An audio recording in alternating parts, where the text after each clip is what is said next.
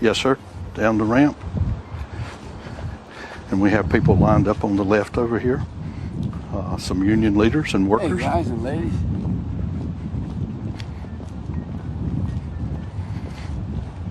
Your mark is going to be the blue one to the left. How y'all doing?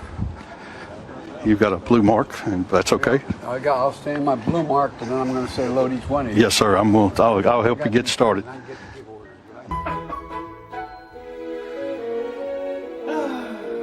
You've got a blue mark, and that's okay.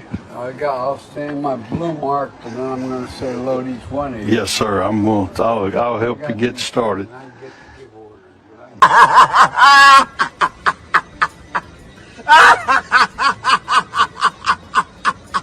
Thank you, thank you, thank you.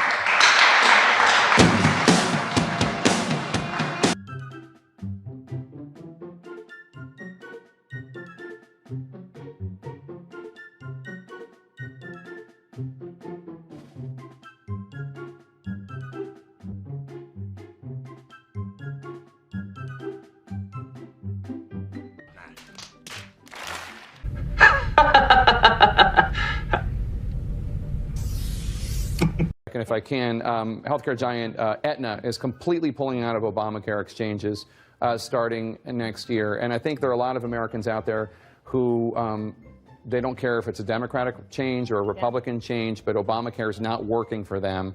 Their options are limited on the Obamacare exchanges. Insurance companies are pulling out. Why aren't Democrats doing more to try to reach across the aisle? I understand Republicans control everything, but to try to reach across the aisle and say, hey, here are some changes that we can do to fix things. Well, I would suggest another approach in terms of the analysis of what's happening, which is that the Republicans have made it a political, they've put a political line in the sand and said, we're going to defeat. Really? The Affordable Care Act. And so they tried to get it out of the House, and then they couldn't, and then they did, and they brought it over to the Senate, but with much criticism from their own constituents.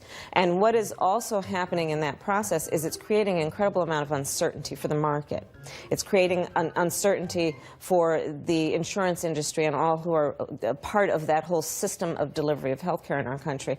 And we're going to see fallout because of that inconsistency and the uncertainty. But they were pulling out, with all due respect, they were pulling out of the exchanges long before Donald Trump became president. Right, but there's no uncertainty about what the system will be because the Republicans are just not letting this go. Mm-hmm. And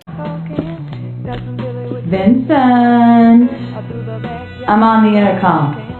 Just one final question, and I will wrap it, but you've got a debate coming up. It's in 2 weeks. President Trump's accusing you of being mentally shot, his words, even suggesting that you're taking something. How do you respond to this pre-debate accusation, and are you looking forward to the debate? I'm looking forward to the debate, and he's a fool.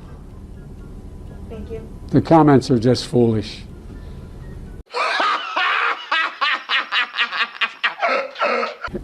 Get ready, Mr. President.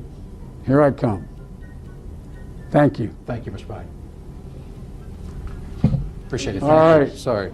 That's all right. I did want to ask about Social Security, but I know I just wanted to squeeze that one in. Where am I? Sir. Okay. Yeah, this is for another. Thanks, man. Thank you. I wish I had more time. Maybe another time.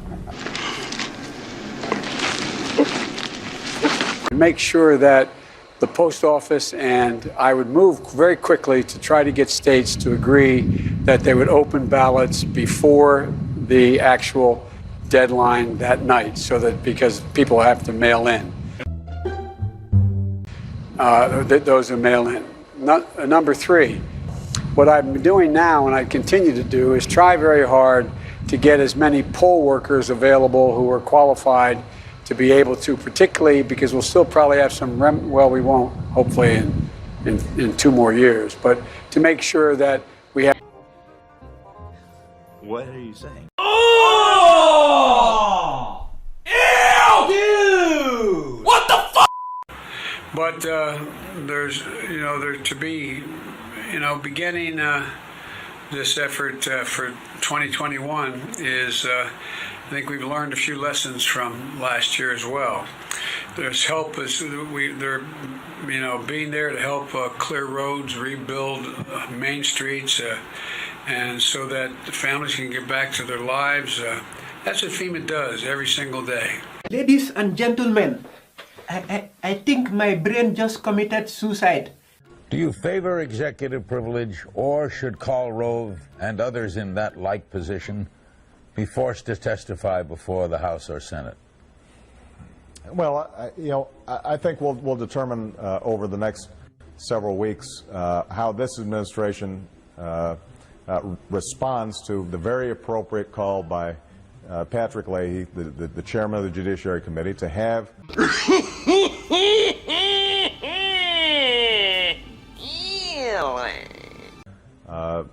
these individuals come in and testify. There's been a tendency on the part of this administration to try to hide behind executive privilege every time there's something a little shaky that's taking place. And I think the administration would be best served by coming clean on this. There doesn't seem to be any national security issues involved with the U.S. Attorney.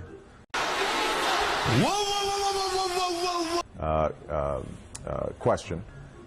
There doesn't seem to be any justification for not offering up some clear, plausible rationale for why these U.S. attorneys were targeted, when by all assessments they were doing an outstanding job. I think the American people deserve to know what was going on there. What? Bro, what are you talking about, man?